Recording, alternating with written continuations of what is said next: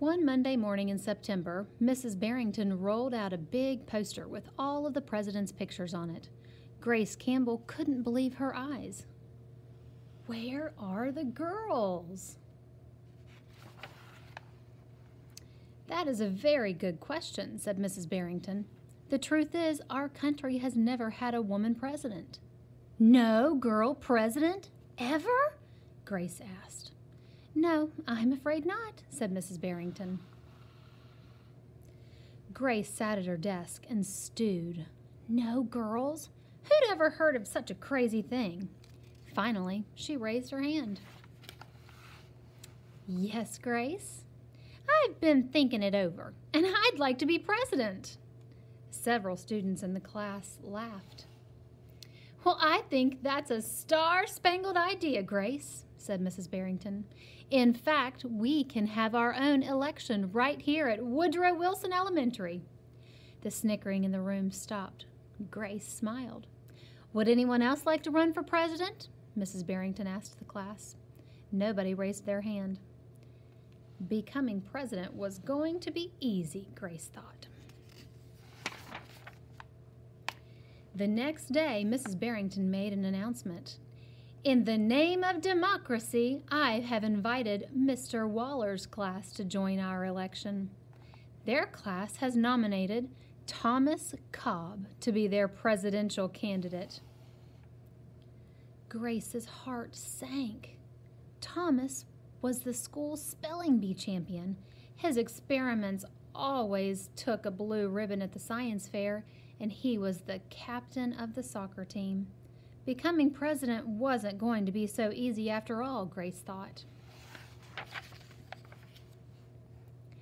The teachers put the names of all 50 states and the District of Columbia into a hat. Everyone except for Grace and Thomas got to choose a state. I'm Texas, said Anthony. I'm New Hampshire, said Rose. I'm Michigan, said Robbie. What does the number 17 mean? Each state is assigned a number of electoral votes. That number is determined by how many people live in that state, said Mrs. Barrington. Each of you will be a representative for your state. Altogether, our country has 538 electoral votes, Mr. Waller explained. On Election Day, the candidate who receives 270 electoral votes or more wins the election. Why 270? Asked Rose.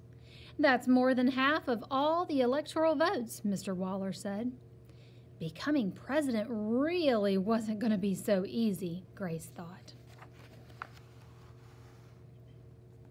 Grace came up with a campaign slogan, Make history, vote Grace Campbell for president. Thomas came up with his own campaign slogan, Vote for Thomas Cobb, the best man for the job. Grace listened to what issues were important to the students, and she made a list of campaign promises.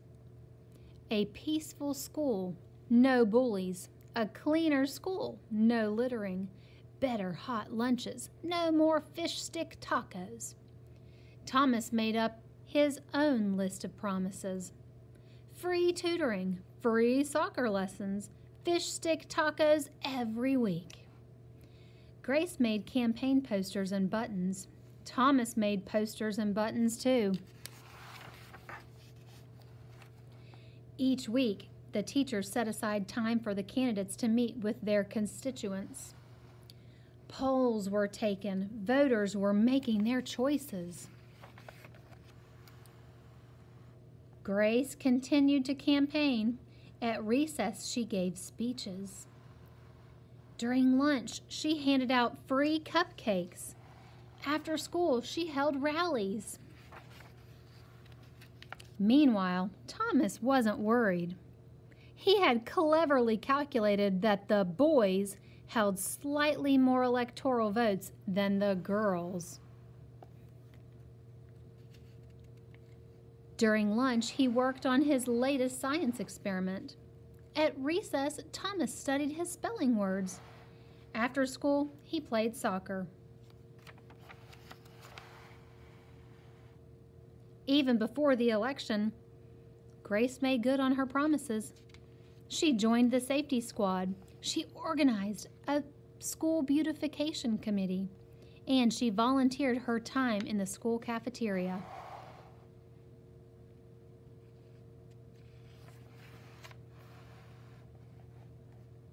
In early November, Woodrow Wilson Elementary hosted a special Election Day assembly. Grace and Thomas took their places on stage at the school, and the school band began to play. Henry was the first representative to approach the microphone. The Yellowhammer State of Alabama casts its 9 electoral votes for Thomas Cobb. Fletcher said, the last frontier state of Alaska casts its 3 electoral votes for the best man for the job, Thomas Cobb. Hannah called out, the Grand Canyon state of Arizona casts its 10 electoral votes for Grace Campbell. And so it went. State after state casts their electoral votes. The scoreboard in the gymnasium kept track of the totals. The voting demonstration was quickly coming to an end. Clara approached the podium. The Badger State of Wisconsin casts its 10 votes for my best friend, Grace Campbell. Grace looked at the scoreboard. Thomas had 268 electoral votes. She had 267. There was only one state still unaccounted for.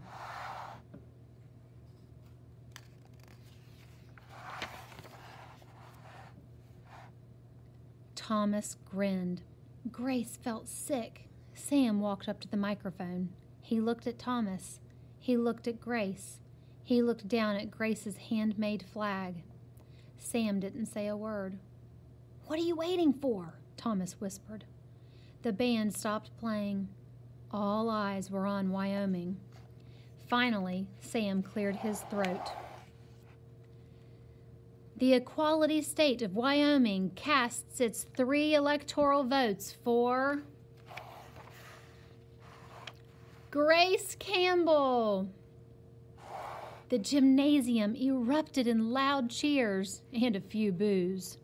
Mrs. Barrington approached the podium.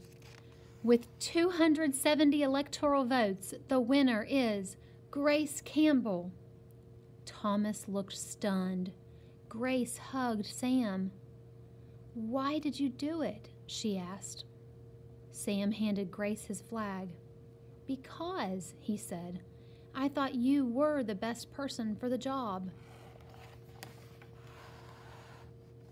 The following week, the students in Miss Barrington's class were preparing for their career day presentations. Grace volunteered to go first. She stood at the front of the room and glanced at the poster still hanging on the wall. My name is Grace Campbell, and when I grow up, I'm going to be President of the United States. This time, everyone believed that she would.